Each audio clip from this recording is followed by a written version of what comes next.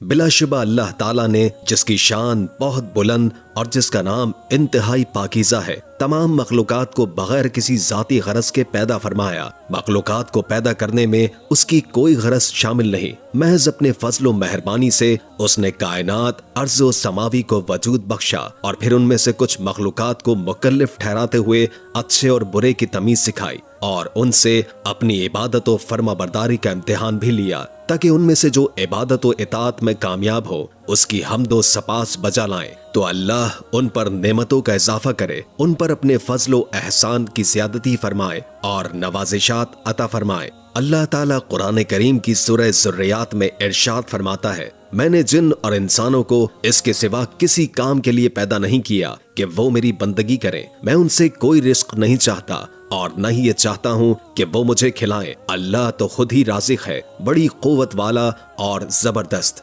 ناظرین، ان تمام مخلوقات کو پیدا کرنے کے باوجود اس کی سلطنت و بادشاہی میں ذرہ برابر بھی اضافہ نہیں ہوا، اور وہ ان سب کو نیست نابود کر دے تب بھی اس کی سلطنت اور بادشاہی میں بال برابر بھی کمی نہیں آئے گی، اس لیے کہ تغیرات احوال اس پر اثر انداز نہیں ہوتے، خوشی و غمی کی کیفیات اس پر اثر انداز نہیں ہوتی، گردش ایام اس کے زمانہ حکومت میں کمی نہیں کر سکتی، کیونکہ وہ خود ہی زمانہ ہے اور ہر طرح کی گردش فلک کا مالک و خالق ہے۔ اس کے فضل و احسان اور نوازشات سے سبھی مستفید ہوتے ہیں۔ اللہ تعالیٰ نے لوگوں کو سننے کے لیے کان، دیکھنے کے لیے آنکھیں اور سوجھ بوجھ کے لیے قلب سے نوازا، اور انہیں عقل سلیم کے قیمتی سرمائے سے نوازا، جس کے ذریعے وہ حق باطل کے درمیان تمیز کرتے اور نفع و نقصان کو پہچانتے ہیں۔ اللہ تعالیٰ نے انسانوں کے لیے زمین کو بچھایا تاکہ وہ اس کے صاف اور واضح راستوں پر چلیں، آسمان کو محفوظ چھت بنایا اور اسے انتہائی بلند کیا، اور پھر اس میں سے موسلادھار بارش برسائی اور ایک مقررہ مقدار میں رزق اتارا، اور اپنی مخلوق کے فائدے کے لیے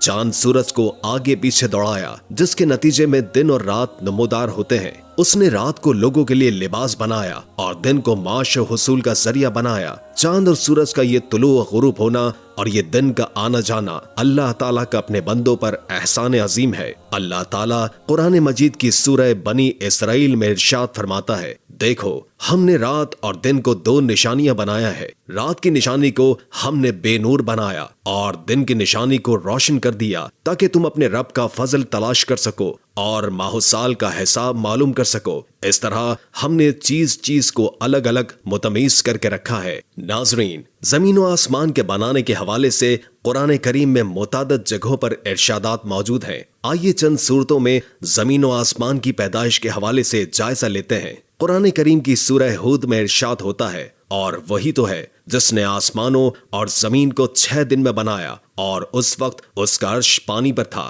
تمہارے پیدا کرنے سے مقصود یہ ہے کہ وہ تم کو آزمائے کہ تم میں عمل کے لحاظ سے کون بہتر ہے، اور اگر تم کہو کہ تم لوگ مرنے کے بعد زندہ کر کے اٹھائے جاؤ گے تو کافر کہہ دیں گے کہ یہ تو کھلا جادو ہے۔ سورہ فرقان میں ارشاد ربانی ہے، جس نے آسمانوں اور زمین کو اور جو کچھ ان دونوں کے درمیان ہے 6 دن میں پیدا کیا، پھر عرش پر جا ٹھہرا، وہ جس کا نام رحمان یعنی بڑا مہربان ہے، تو اس کا حال کسی باخبر سے دریافت کر لو۔ سورہ سجدہ میں ارشاد ہوتا ہے، خدا ہی تو ہے جس نے آسمانوں اور زمین کو اور جو چیزیں ان دونوں میں ہے سب کو 6 دن میں پیدا کیا، پھر عرش پر جا ٹھہرا، اس کے سوا نہ تمہارا کوئی دوست ہے اور نہ سفارش کرنے والا، کیا تم نصیحت نہیں پکڑتے؟ سورہ قاف میں ارشاد ہوتا ہے، اور ہم نے آسمانوں اور زمین کو اور جو ان میں ہے سب کو 6 دن میں بنا دیا، اور ہم کو ذرا تکان نہیں ہوئی۔ قرآن کریم کی سورہ الحدید میں ارشاد ہوتا ہے، وہی تو ہے جس نے آسمانوں اور زمین کو 6 دن میں پیدا کیا،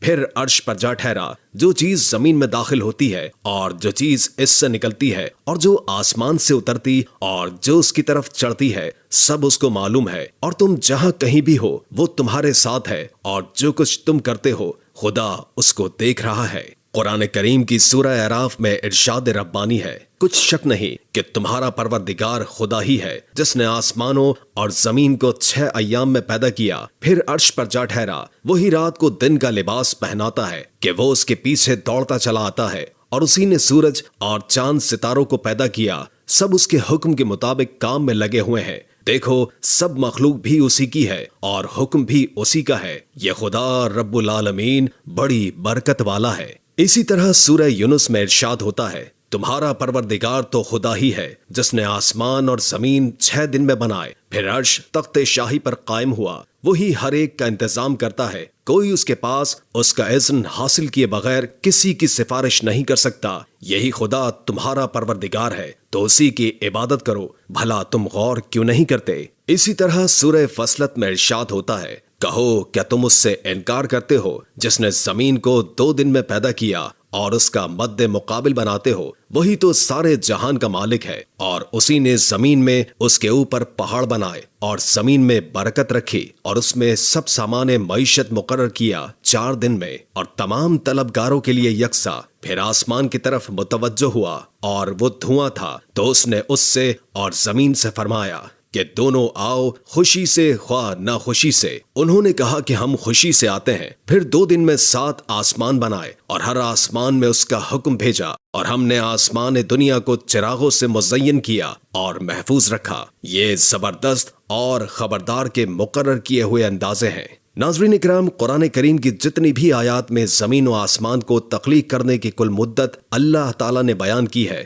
وہ 6 دن ہی ہے، جس کی مثالیں ہم نے اوپر پیش کی۔ مگر سورہ فصلت میں اللہ نے زمین و آسمان کی پیدائش کے 2 ایام اور ان میں موجود باقی تمام چیزوں کی پیدائش کے 4 ایام کو الگ الگ بیان کیا، جس پر ملحدین کا اعتراض یہ ہے کہ اگر ان کو ٹوٹل کیا جائے تو 8 دن بنتے ہیں۔ حالانکہ یہ محض ایک غلط فہمی ہے جو کچھ چیزوں کا علم نہ رکھنے کی وجہ سے پیدا ہوئی ہے۔ سورہ یاسین میں اللہ کریم ارشاد فرماتا ہے کہ اس کی شان یہ ہے کہ جب وہ کسی چیز کا ارادہ کرتا ہے تو اس سے فرما دیتا ہے کہ ہو جا، تو وہ ہو جاتی ہے۔ ناظرین، قرآن کے مختلف مقامات میں بیان کیا گیا ہے کہ زمین اور آسمان کو 6 دنوں میں پیدا کیا گیا۔ یہاں ان کی تفصیل بیان کی جا رہی ہے کہ کس چیز کے بننے میں کتنے دن صرف ہوئے۔ زمین بننے میں 2 دن، آسمان بننے میں 2 دن، جبکہ زمین پر سارے لوازمات پیدا کرنے میں 2 دن لگے۔ واضح رہے کہ یہاں پر خدائی دنوں کی بات کی جا رہی ہے۔ دنیا میں دن کا مطلب 24 گھنٹے ہیں، مگر سورہ حج آیت 47 میں فرمایا گیا ہے،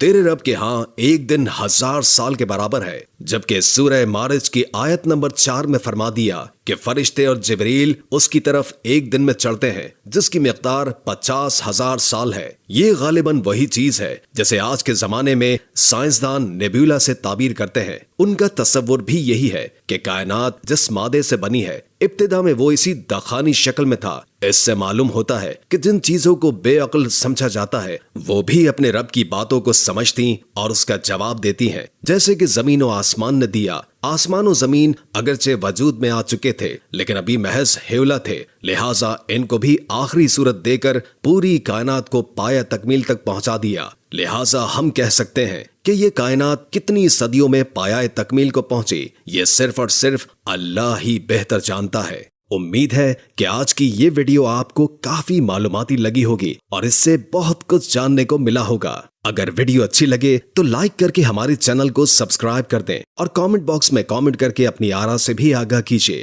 اور بیل آئیکن کو کلک کر دیں تاکہ ہماری نئی آنے والی ویڈیوز کا آپ کو پتہ چلتا رہے۔ اگر زندگی رہی تو ایک اور ویڈیو کے ساتھ انشاءاللہ حاضر ہوں گے۔ ابھی ہمیں اجازت دیجیے، اللہ حافظ۔